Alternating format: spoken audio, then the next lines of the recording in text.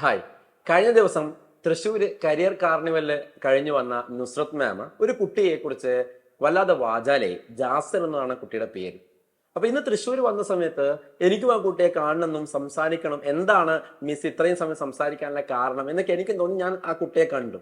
അപ്പൊ കണ്ട സമയത്ത് തീർച്ചയായിട്ടും നിങ്ങൾക്കും കൂടി പരിചയപ്പെടുത്തേണ്ട ഒരു കുട്ടിയാണെന്ന് എനിക്ക് തോന്നി. അതുകൊണ്ടാണ് ഞാൻ ഇന്ന് ജാസറുമായിട്ട് ഇവിടെ വന്നിരിക്കുന്നത്. അപ്പൊ നമുക്ക് എന്താണെന്ന് ഞാൻ പറയുന്നില്ല, ഞാൻ പറയുന്നത് ബോറടിപ്പിക്കുന്നില്ല, കാര്യങ്ങളൊക്കെ ജാസർ തന്നെ പറയും. ഓക്കെ, നമുക്ക് ജാസറിലേക്ക് പോവാം. മോനെ, ഞാൻ എല്ലാ ചോദ്യങ്ങളും ഒറ്റ ചോദ്യത്തിന് ചുരുക്കാം, ബാക്കി ജാസർ പറഞ്ഞാൽ മതി. മോൻ എങ്ങനെയാണ് സൈരത്തിലേക്ക് എത്തിയത്? അതോടൊപ്പം തന്നെ എങ്ങനെയാണ് ജെയ്ക്ക് പഠിക്കണം എന്നൊരു ആഗ്രഹം തോന്നിയത്? പിന്നെ അതെന്തായിരുന്നു മോട്ടീവ്? എങ്ങനെയായിരുന്നു പഠനം? അതോടൊപ്പം തന്നെ ഇപ്പോഴത്തെ പൊസിഷൻ എന്താണ്? ഇപ്പൊ എന്ത് ചെയ്യുന്നു? എല്ലാം ഞാൻ ഒറ്റ ചോദ്യത്തിൽ ഒതുക്കിയിട്ടുണ്ട്. മൂന്നെണ്ണം പറഞ്ഞോളൂ. സൈലത്തിനെ പറ്റി ഫസ്റ്റ് അറിയുന്നത് എന്ന് പറഞ്ഞാല് ബോർഡ് എക്സാം പ്രിപ്പറേഷൻ തന്നെയാണ്. പ്ലസ് 1 മുതലേ സൈലം ഫോളോ ചെയ്തിരുന്നു. അപ്പൊ പ്ലസ് 1 PCM ഫുൾ മാർക്കായിരുന്നു. അപ്പോൾ ആ ഒരു ഇതിലൊക്കെ നമ്മൾ വിചാരിക്കുന്നത് നമുക്ക് ജസ്റ്റ് ബോർഡ് എക്സാം മതി, നമുക്ക് അത് കഴിഞ്ഞാൽ പിന്നെ നല്ല കോളേജിൽ അഡ്മിഷൻ കിട്ടും. പിന്നെയാണ് നമ്മൾ തിരിച്ചറിയുന്നത് എനിക്ക് താല്പര്യം കമ്പ്യൂട്ടർ സയൻസിനോടാണ്, എഞ്ചിനീയറിംഗിനോടാണ്. അപ്പോൾ എഞ്ചിനീയറിംഗ് ഒരു ടോപ്പ് ഇൻസ്റ്റിറ്റ്യൂട്ടിൽ കിട്ടാൻ നമ്മുടെ ബോർഡ് എക്സാം മാർക്ക് മാത്രം പോരാ, നമുക്ക് നല്ലൊരു എൻട്രൻസ് മാർക്കും കൂടെ വേണം. അപ്പോഴാണ് ഞാൻ ജെയെ പറ്റി അറിഞ്ഞു തുടങ്ങുന്നത്. ജെ എന്നൊരു ഫസ്റ്റ് ഞാനൊരു വാക്ക് തന്നെ കേൾക്കുന്നത് നമ്മുടെ പ്ലസ് 1 റിസൾട്ട് ഒക്കെ വന്നു കഴിഞ്ഞിട്ടാണ് ഞാൻ അതിനെ പറ്റി കേൾക്കുന്നത്. Joint entrance examination. അതുവരെ എനിക്കറിയാവുന്ന ആ ഒരു എൻട്രൻസ് നീറ്റാണ്. എഞ്ചിനീയറിംഗിന് ഇങ്ങനെ ഒരു എൻട്രൻസ് സ്കീം ഉണ്ടെന്നറിയാം, പക്ഷെ ഇത്രയും ടഫസ്റ്റ് ആയിട്ടൊരു എക്സാം ഉണ്ടെന്ന് ഞാൻ അറിയുന്നില്ല. അപ്പോഴാണ് ജെയിനെ പറ്റി ഞാൻ കേൾക്കുന്നത്. അപ്പോൾ ഒരു വർഷം ഞാൻ കംപ്ലീറ്റ് ബോർഡ് എക്സാമിന് വേണ്ടിയിട്ട് പ്രിപ്പയർ ചെയ്തു, ജെയ്ക്ക് വേണ്ടിയിട്ട് ഒന്നും പ്രിപ്പയർ ചെയ്തിരുന്നില്ല. പിന്നീട് സൈലം ജീനിയസ് എന്ന് പറഞ്ഞ ചാനൽ കാണുന്നു. ഒരു പകുതിയോടൊക്കെ ആകുമ്പോൾ അതിൽ മിഷൻ 99 പ്രിസണിംഗ് എന്ന് പറഞ്ഞിട്ടൊരു പ്രോഗ്രാം സ്റ്റാർട്ട് ചെയ്ത് കണ്ടു. അപ്പൊ അത് ഞാൻ ഫോളോ ചെയ്തു. അതെനിക്ക് ഫോളോ ചെയ്തപ്പോൾ കുറച്ച് നല്ല രീതിക്ക് തന്നെ പ്രീവിയസ് ക്വസ്റ്റ്യൻസ് ഒക്കെ സോൾവ് ചെയ്യാൻ പറ്റി. അപ്പോഴും എനിക്ക് പ്ലസ് 2 തന്നെ ഒരു ലാബ് അതൊക്കെ ബോർഡ് എക്സാംസ് കാര്യങ്ങളൊക്കെ ആയിട്ട് അപ്പോൾ ഞാൻ കുറച്ച് ഡീവിയേറ്റ് ആയി പോകാൻ തുടങ്ങി. പിന്നീട് ക്രിസ്മസ് എക്സാംസ് കഴിഞ്ഞു. ക്രിസ്മസ് എക്സാം കഴിഞ്ഞപ്പോൾ ഞാൻ ഓൾമോസ്റ്റ് ഫ്രീ ആയി, ബോർഡ് എക്സാമിന്റെ കാര്യങ്ങൾ ഫ്രീ ആയി. പിന്നെ ജെയ്ക്കുള്ളത് ജനുവരിയിലാണ്, 1 month ആണുള്ളത്. ഞാൻ അന്ന് മുതലേ ഈ മിഷൻ 99 പേഴ്സണിലെ ക്വസ്റ്റ്യൻസും പിന്നെ ഒരു DPP ഒക്കെ ഉണ്ടായിരുന്നു, അതെല്ലാം സോൾവ് ചെയ്ത് നോക്കി. കെമിസ്ട്രി അങ്ങനെ ഞാൻ ഒരു മോക്ക് ടെസ്റ്റ് പോലും എഴുതിയിട്ടില്ല. ഒരു മോക്ക് ടെസ്റ്റ് ഞാൻ അറ്റൻഡ് ചെയ്തിട്ടില്ല. GIBs ഒന്നും ഞാൻ എഴുതിയിട്ടില്ല. ഇതിനെ പറ്റി സീരിയസ് ആവുന്നത് സത്യം പറഞ്ഞ ആ ഒരു ലാസ്റ്റ് ടൈമിലാണ് സീരിയസ് ആവുന്നത്. എന്നോട് പിന്നെ അതിനുശേഷം കണ്ടത് സൈരത്തിന്റെ യൂട്യൂബ് ചാനൽ മാത്രം. വേറൊരു സോഴ്സ്, വേറൊരു പ്രീവിയസ് ക്വസ്റ്റ്യൻസ് പോലും ഞാൻ വന്നിട്ടില്ല. അപ്പൊ അതിൽ ഞാനൊരു കാര്യം പറഞ്ഞോട്ടെ. അതായത് മിഷൻ 19 എന്ന് പറഞ്ഞാല് റിപ്പീറ്റ് ആയിട്ട് വരുന്ന ജെയ്ക്ക് പാറ്റേൺ ആയിട്ട് വരുന്ന ക്വസ്റ്റ്യൻ ഞങ്ങൾ എല്ലാവരും ഇരുന്ന് അനലൈസ് ചെയ്ത് പെറുക്കി അല്ലെ, ഇക്ബാൽ സാറിന്റെ ഭാഷയിൽ പറഞ്ഞാൽ പെറുക്കി ഉണ്ടാക്കുന്ന ഒരു സംഭവമാണ് എന്ത് മിഷൻ 19 എന്ന് പറഞ്ഞ സംഭവം. ഓക്കെ, അതിനെ കുറിച്ചാണ് മുമ്പ് പറഞ്ഞത്. അറിയാത്ത ആരെങ്കിലും ഉണ്ടെങ്കിൽ ഓക്കെ, അത് പറഞ്ഞതാണ്. അപ്പൊ അത്രയും എഫേർട്ട് ഉണ്ട് അതിന്റെ പുറകില്. ഓക്കെ, ഇനി മുമ്പ് പറഞ്ഞോളൂ. നമുക്ക് കാരണം ആ ഒരു മിഷൻ 99 കണ്ടിട്ട് നമുക്ക് വേറൊരു സോഴ്സിലോട്ട് പോകേണ്ട ആവശ്യമില്ല. ഇപ്പൊ ഇന്റർനെറ്റിൽ പോയിട്ട് വേറൊരു ക്വസ്റ്റ്യൻസ് പിക്ക് ചെയ്യുക ഒന്നുമില്ല. നമ്മള് ക്ലാസ് കാണുന്നു, അതേ DPP അന്നേ ദിവസം കിട്ടുന്നു, നമ്മളെ ക്ലാസ് കണ്ടതിന്റെ ബേസിസിൽ അത് സോൾവ് ചെയ്യുന്നു, അത്ര മാത്രമേ ചെയ്യുന്നുള്ളൂ. അപ്പൊ ഞാനേ ഒരു ക്രിസ്മസ് എക്സാം കഴിഞ്ഞപ്പോൾ ഇതിൽ ഇത് സോൾവ് ചെയ്യാൻ തുടങ്ങി.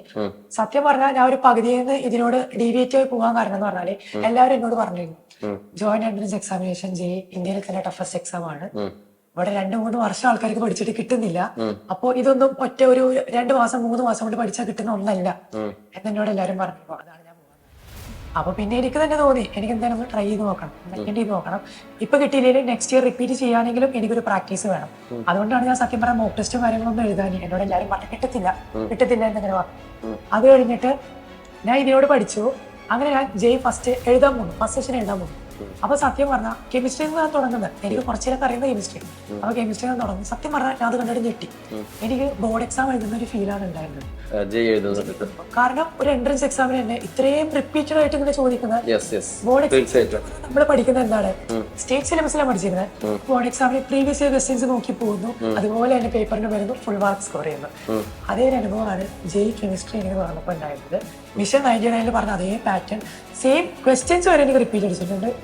വാല്യൂ പോലും മാറാണ്ട് ക്വസ്റ്റ്യൻസ് എനിക്ക് റിപ്പീറ്റ് അടിച്ചിട്ടുണ്ട്. ചെയ്ത് പോലും നോക്കേണ്ട ഓപ്ഷൻസ് പിക്ക് ചെയ്യാൻ വന്നിട്ടുണ്ട്. അതേപോലെ അതിൽ പറയുന്ന ആ ഒരു പാറ്റേൺ ഇപ്പൊ ഇൻറ്റീജർ ടൈപ്പിലാണെങ്കിൽ ബോർഡ് നോട്ട് കണ്ടുപിടിക്കുന്ന സംഭവം അതൊക്കെ അതേപോലെ തന്നെ റിപ്പീറ്റ് ആയിട്ട് വന്ന് എനിക്ക് സ്കോർ ചെയ്യാൻ പറ്റി. ബാക്കി സബ്ജക്ട് മാത്തമാറ്റിക്സ് പൊതുവെ പാറ്റേൺ അധികം റിപ്പീറ്റ് ചെയ്യാറില്ല. എന്നിട്ട് പോലും എനിക്ക് 3-4 ക്വസ്റ്റ്യൻസ് അതിൽ ചെയ്യാൻ വേണ്ടി പറ്റും. ഞാൻ അത് കഴിഞ്ഞിട്ടാണ് അറിയുന്നത് മാത്സിന് ഇത്രയും ചെയ്തു എന്റെ അത്യാവശ്യം നല്ലൊരു ചെയ്യാൻ പറ്റുന്നതല്ല. ഫിസിക്സിലും എനിക്ക് ഇതേപോലെ പാറ്റേൺ എടുക്കുന്നത്. ഞാൻ പറയാതെ ഞാൻ ഇൻഡെപ്ത് ആയിട്ടൊന്നും പഠിച്ചിട്ടില്ല അധികം. പക്ഷെ എനിക്ക് കംപ്ലീറ്റ് പാറ്റേൺ റെക്കഗ്നീഷന്റെ ഭാഗത്തു നിന്നാണ് കിട്ടിയിട്ടുള്ളത്. അപ്പൊ കെമിസ്ട്രി എക്സാം കഴിഞ്ഞിട്ട് കെമിസ്ട്രിയിൽ എന്റെ പെർസെന്റേജ് എന്ന് പറഞ്ഞാൽ 99.5 ആയിരുന്നു. Individual percentage 99.5%. ഇത് കഴിഞ്ഞ് ഓവറോൾ പെർസെന്റേജ് 92.5%. പറഞ്ഞോളൂ. അപ്പൊ ഇത് കഴിഞ്ഞു. അപ്പൊ എനിക്ക് പിന്നെ റിപ്പീറ്റ് ചെയ്യണം എന്നൊരു ആഗ്രഹം വന്നു. കാരണം എന്തായാലും ഞാൻ ഇന്ററപ്റ്റ് ചെയ്തോട്ടെ, റിപ്പീറ്റ് ചെയ്യണ പോയിന്റ് വെച്ചു. അപ്പൊ അതിൽ നമുക്ക് പറയാനുള്ള മോൻ പറഞ്ഞൊരു വാക്കുണ്ട്, അതായത് പാറ്റേൺ റിപ്പീറ്റിംഗ് അല്ലെ. കെമിസ്ട്രിയിൽ അതേപോലെ ഒരു ക്വസ്റ്റ്യൻ റിപ്പീറ്റ് ചെയ്യുന്നു. ഓക്കെ, വളരെ അഭിമാനത്തോടുകൂടി ഞങ്ങൾക്ക് പറയാൻ വേണ്ടി പറ്റും, കേരളത്തില് പിന്നെ ജെയ്ക്ക് ഒരു പാറ്റേൺ ഉള്ള ക്വസ്റ്റ്യൻസ് ചോദിക്കുന്നുണ്ട്. അത് ഇതാണ് എന്ന് പറഞ്ഞിട്ട് കുട്ടികളെ മോട്ടിവേറ്റ് ചെയ്യാൻ വേണ്ടിയിട്ട് സൈലത്തിന് സഹായിച്ചിട്ടുണ്ട് എന്നതിന്റെ ഒരു ബെസ്റ്റ് എക്സാമ്പിൾ ആയിട്ടാണ് ജാസർ ഇവിടെ വന്നിട്ട് നിൽക്കുന്നത്. ത്രൂ ഔട്ട് അല്ലെ, ഓരോ പ്രോഗ്രാംസും, ഒരു പ്രോഗ്രാം കഴിയുമ്പോൾ ഞങ്ങൾ അടുത്ത പ്രോഗ്രാം ഇൻട്രൊഡ്യൂസ് ചെയ്തിട്ടുണ്ട്. മിഷൻ 99 കഴിയുന്ന സമയത്ത് കില്ലർ സീരീസ് അല്ലെ, MEP series, organic chemistry, chasing organic chemistry, അങ്ങനെ പിന്നെ 50 ഡേയ്സ് ക്രാഷ്. അപ്പൊ അങ്ങനെ കണ്ടിന്യൂസ് ആയിട്ട് യൂട്യൂബിലൂടെ ഫ്രീ ആയിട്ട് കുട്ടികൾക്ക് കൊടുക്കുന്നുണ്ടായിരുന്നു. അപ്പൊ അതൊക്കെ എഫക്റ്റീവ് ആയി എന്നുള്ളൊരു ബെസ്റ്റ് എക്സാമ്പിൾ ആയിട്ട് ജാസിറിനെ കണ്ടതിന്റെ സന്തോഷത്തിലാണ് സത്യം പറഞ്ഞാൽ ജാസിറിനെ കൂട്ടിയിട്ട് ഈ വീഡിയോ എടുക്കാൻ. ഞങ്ങൾ തുടക്കത്തിൽ അത് പറഞ്ഞിട്ടില്ല, അതായിരുന്നു റീസൺ അല്ലെ. അപ്പൊ എന്നിട്ട് ജാസിർ റിപ്പീറ്റ് ചെയ്യാൻ വേണ്ടി വന്നു. അപ്പൊ ഞാൻ ഇതിനെപ്പറ്റി ആലോചിച്ചപ്പോ എനിക്ക് തോന്നി എന്തായാലും ഒരു NIT IIT അവിടേക്ക് എനിക്ക് ടാർഗറ്റ് ചെയ്യണം. എഞ്ചിനീയറിംഗ് നമ്മുടെ നാട്ടിൽ കുറെ എഞ്ചിനീയേഴ്സ് പഠിച്ചിറങ്ങുന്നുണ്ട്. സോ ഒരു ടോപ്പ് പൊസിഷനിൽ എത്താൻ എന്തായാലും ഇന്ത്യയിലെ പ്രീമിയം ഇൻസ്റ്റിറ്റ്യൂട്ടിൽ എത്തണം. അപ്പോൾ കുറെ ഓപ്ഷൻസ്, നിരവധി ഓപ്ഷൻസ് ആണെന്ന് സത്യം പറഞ്ഞ എൻട്രൻസ് ഫീൽഡിൽ നമുക്ക് മുന്നിലുള്ളത്. ഏത് ചൂസ് ചെയ്യണം, എവിടെ ചൂസ് ചെയ്യണം. അപ്പൊ ഞാൻ ആലോചിച്ചത് ഒരു 2 മാസം കൊണ്ട് എനിക്ക് മാത്സില് 4 ക്വസ്റ്റ്യൻസോളം ചെയ്യാൻ പറ്റുമെന്ന് പറയുന്നത്. ഇനി ഫിസിക്സിലും ഓൾമോസ്റ്റ് കുറെ കിട്ടുന്നു. അപ്പോ ഒരു 92.5% ഞാൻ ഒരു 2 months കൊണ്ട് അക്വയർ ചെയ്തെങ്കിൽ 1 year റിപ്പീറ്റ് ചെയ്താൽ എനിക്ക് കിട്ടും. എനിക്ക് അത്രയും കോൺഫിഡൻസ്. ബിക്കോസ് നമ്മുടെ മെറ്റീരിയൽ അല്ലെ, നമ്മുടെ യൂട്യൂബിൽ കൊടുക്കുന്ന മെറ്റീരിയലും അതോടൊപ്പം തന്നെ ഇപ്പോഴത്തെ പുതിയ മെറ്റീരിയലൊക്കെ കണ്ടോ എങ്ങനെയുണ്ട്? നല്ലതാണ്. നമുക്ക് ഒട്ടും ടൈം വേസ്റ്റ് ആവുന്നില്ല. എല്ലാതും ചെയ്യാൻ തന്നെ ക്വസ്റ്റ്യൻസ് അതിലുണ്ട്. നമ്മളൊന്നും ക്വസ്റ്റ്യൻസ് എഴുതിയെടുക്കേണ്ട കാര്യമില്ല. എല്ലാം അവിടെ ടൈം വേസ്റ്റ് ചെയ്യാതെ അല്ലേ. ഓക്കെ, അപ്പം ജാസർ ചിന്തിച്ച കാര്യം തന്നെയാണോ എന്ന് പറയണേ. അപ്പം ഇതേപോലെ 2 മാസം യൂട്യൂബിൽ മാത്രം കണ്ടിട്ട് മോനിക്ക് ഇത്ര പെർസെന്റിൽ എത്താൻ വേണ്ടി പറ്റിയിട്ടുണ്ടെങ്കിൽ, സൈലത്തിന്റെ സഹായത്തോടു കൂടി ഫുൾ മെറ്റീരിയൽ പഠിച്ചിട്ടുണ്ടെങ്കിൽ എന്തായാലും ഡെഫിനറ്റ്ലി സ്കോർ ചെയ്യാൻ വേണ്ടി പറ്റുമെന്ന് ജാസിർ, അതാണ് ഉദ്ദേശിച്ചത്. ഓക്കെ. അപ്പോ അങ്ങനെയാണ് ജാസിർ റിപ്പീറ്റ് ചെയ്യാൻ വേണ്ടിയിട്ട് സൈലത്തില് തീരുമാനിക്കുന്നത് അല്ലെ. അപ്പൊ കുറച്ചും കൂടി മുമ്പേ നോക്കിയിരുന്നെങ്കിൽ കുറച്ചും കൂടി കിട്ടുമായിരുന്നു പ്രശ്നം അല്ലെ. ഇപ്പൊ ഓൾമോസ്റ്റ് +1 മുതലേ നോക്കിയിരുന്നെങ്കിൽ എന്തെങ്കിലും എനിക്ക് NIT കയറാനുള്ള പെർസെന്റേജ് കിട്ടുമായിരുന്നു എന്നെനിക്കൊരു വിശ്വാസമുണ്ട്.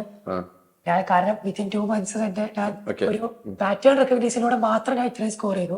അപ്പൊ പിന്നെ ഒരു വർഷം റിപ്പീറ്റ് ചെയ്യുന്നത് എന്തായാലും വേസ്റ്റ് ഓഫ് ടൈം ആവില്ല എന്ന് എനിക്ക് തോന്നുന്നു. അഥവാ മോൻ +1 +2 ഇന്റഗ്രേറ്റഡ് സ്കൂളിൽ എങ്ങാനും പഠിച്ചു, അല്ലെങ്കിൽ ഞങ്ങളുടെ കിങ്സ് 11 ബാച്ചിലൊക്കെ ജോയിൻ ചെയ്തു എന്ന് വിചാരിക്കാം, ഫോളോ ചെയ്തിരുന്നെങ്കിൽ ഫസ്റ്റ് തന്നെ കിട്ടാമായിരുന്നു എന്നാണ് എനിക്ക് തോന്നുന്നത്.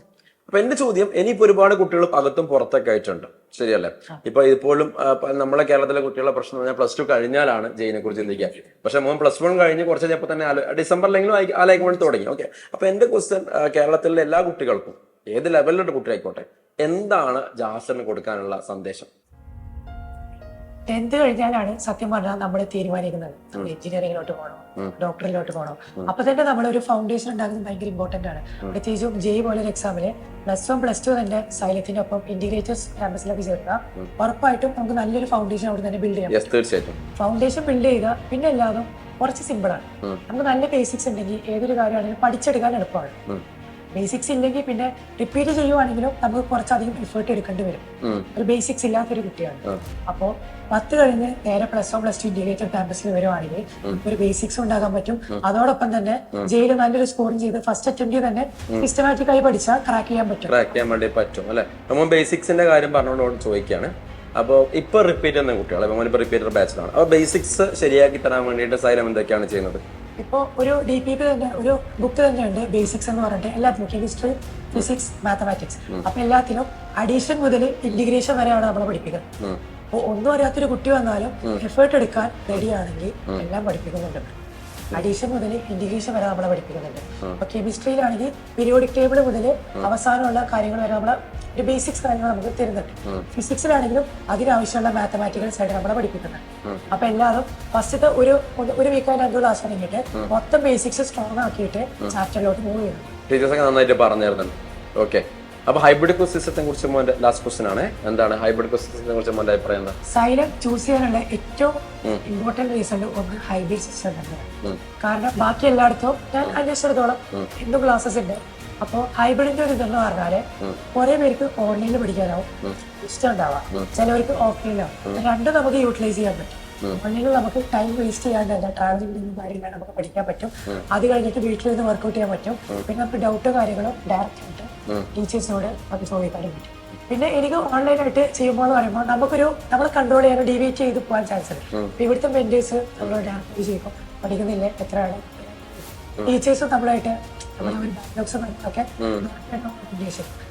രണ്ടിന്റെ അഡ്വാൻറ്റേജ് കിട്ടുന്നതുകൊണ്ട് തന്നെ നമുക്ക് ഏറ്റവും എഫക്റ്റീവ് ആയിട്ട് 1 ഇയർ പ്രോഗ്രാം കൊണ്ടുപോകാൻ പറ്റുന്നത് എനിക്ക് തോന്നിയത് ഹൈബ്രിഡ് ആണ്. ചൂസ് ചെയ്യാൻ മെയിൻ കാരണം. Okay, thank you. അപ്പോൾ ഒരുപാട് കാര്യങ്ങൾ ജാസിർ നമ്മളോട് ഷെയർ ചെയ്തു. അപ്പൊ എനിക്ക് തോന്നിയ പോലെ നിങ്ങൾക്കും ചിലപ്പം തോന്നുന്നുണ്ടാവും ജാസിറിനെ കൂടെ സംസാരിച്ചത് അല്ലെ, ഒരുപാട് സന്ദേശങ്ങൾ ജാസിർ നമുക്ക് തരാൻ വേണ്ടി പറ്റുന്നത്. ഇപ്പൊ ഹൈബ്രിഡ് ബാച്ചിലർ സ്റ്റുഡന്റ് ആണ് ജാസിർ.